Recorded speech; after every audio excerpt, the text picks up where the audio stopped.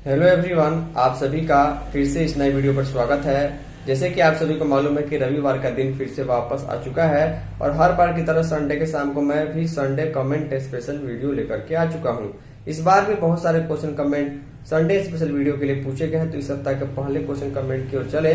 उसके पहले पिछले एक सप्ताह के दौरान जो भी सेविका सहायिका बहनें इस चैनल से जुड़ी हुई है उनको मैं बता दूं कि संडे के शाम को इस प्रकार का संडे कमेंट स्पेशल वीडियो आता है, जिसमें आप लोगों द्वारा जो भी क्वेश्चन कमेंट पूछे गए रहते हैं उसका स्क्रीनशॉट लेकर के वीडियो के माध्यम से डिस्कशन करके आंसर दिया जाता है। तो अगर आपको कोई क्वेश्चन संडे कमेंट्स के लिए हो, जहां भी क्वेश्चन लिखिएगा आप मैसेज कीजिएगा, जरूर टाइप कीजिएगा कि इस क्वेश्चन के आंसर संडे कमेंट्स में दे, ताकि उसको सर्च करके वीडियो में लाना आसान हो पाए।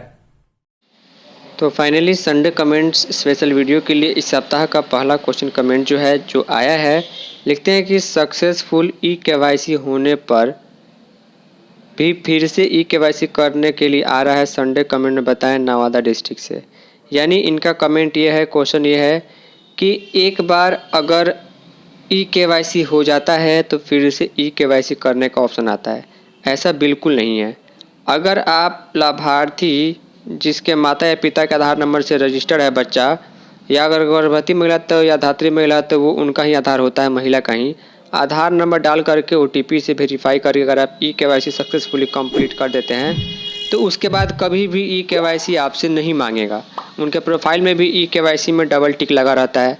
लेकिन अगर आप बात करें फेस कैप्चर की, तो फेस कैप्चर के लिए जो है प्रॉब्लम आ रही है, ये मैं मानता हूँ। और इसके रिलेटेड बहुत सारे लोगों को कमेंट आए हैं कि अतुल जी फेस कैप्चर हमने कर लिया, फेस वेरीफाई कर लिया, लेकिन अगले दिन फिर से फेस कैप्चर करने का ऑप्शन आ रहा है, तो ये कैसे होगा। तो इसके लिए कहीं ना कहीं पोषण ट्रैकर ऐप का नेक्स्ट कोई अपडेट आएगा तो इसमें ये चीज़ें सॉल्व होंगी कि फेस कैप्चर हो जाने के बाद फिर से उस महीने के लिए फेस नहीं मांगना है। तो ये सारी चीज़ें अभी समस्या चल रही है। नेक्स्ट कमेंट आया है कि 450 रुपये आया है, ऐसा क्यों, बताएं। यानी कि कई सेविकाओं को 450 रुपये उनके मानदेय वाले खाते में डिपार्टमेंट की ओर से भेजे गए हैं। सभी को 450 रुपये आखिर क्यों आया है? तो जैसे कि आप सभी को ध्यान होगा, आज से लगभग 1 महीने पहले पोषण भी पढ़ाई भी, जी हाँ, जो ट्रेनिंग चल रही थी पोषण भी पढ़ाई भी के संबंध में जो है वो ट्रेनिंग चल रही थी। 3 दिन की 3 दिवसीय ट्रेनिंग थी। तो इसके लिए सेविकाओं को उस ट्रेनिंग सेंटर पर दूर दूर से आना पड़ता था।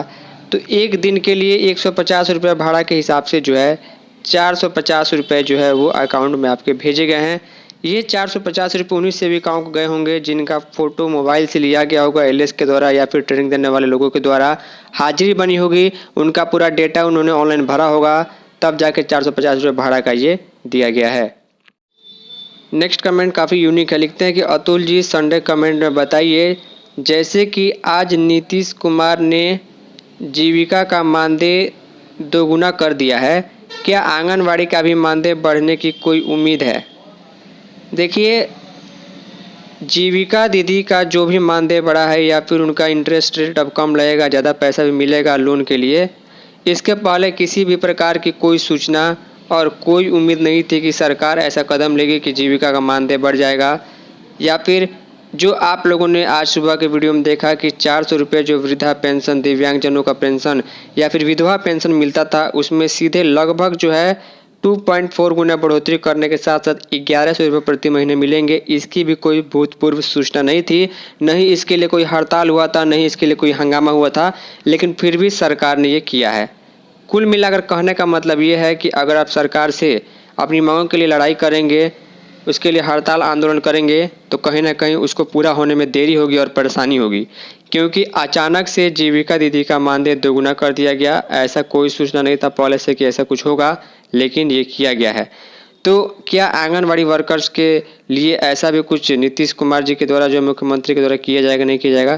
तो ऐसी अभी हम उम्मीद नहीं करते हैं, लेकिन अगर सरकार चाहेगी तो कुछ भी हो सकता है। इसके लिए धैर्य के साथ इंतज़ार करना होगा चुनाव को पहले। अभी चुनाव आने में, आचार संहिता लागू होने में लगभग जो है 3 महीने 2.5 महीने बाकी है, उसके अंदर कुछ भी हो सकता है। इस सप्ताह का सबसे लास्ट कमेंट लिखते हैं कि अतुल जी संडे कमेंट में बताइएगा कि कोविड का जो सर्टिफिकेट मिला ऑफिस से मांगा गया है, मांगने का कारण क्या है, संडे कमेंट में जरूर बताएं। हम नवादा जिले से हैं। देखिए, कोविड सर्टिफिकेट को अभी मांगना, इसमें मुझे कहीं से कुछ कारण या फिर कुछ लॉजिक समझ में नहीं आ रहा है, या फिर इसके संबंध में कोई भी लेटर, कोई भी न्यूज़, खबर, अपडेट मुझे नहीं मिली है कि कोविड का सर्टिफिकेट सेविकाओं को क्यों मांगा जा रहा है। तो इसके बारे में मुझे कोई जानकारी नहीं है। I am sorry. तो फाइनली इस सप्ताह के संडे कमेंट स्पेशल वीडियो में इतना ही। उम्मीद करता हूँ जो भी क्वेश्चंस कमेंट्स मैंने आप सभी के साथ डिस्कस किए हैं उससे आप लोगों को भी कुछ न कुछ जानने, सीखने, समझने को मिला होगा। इसके अलावा कुछ क्वेश्चन जिससे छूट गया, हम रिलीज सॉरी, क्योंकि बहुत सारे क्वेश्चन आते हैं, सभी क्वेश्चन को मैं कवर करूंगा तो वीडियो काफी लंबी हो जाएगी। फाइनली अगर आपको इंपोर्टेंट क्वेश्चन सीधे मुझे इंस्टाग्राम या व्हाट्सएप में मैसेज कर सकते हैं। इस सप्ताह के लिए इतना ही, मिलते हैं फिर किसी नई वीडियो में। तब तक के लिए जय हिंद, वंदे मातरम।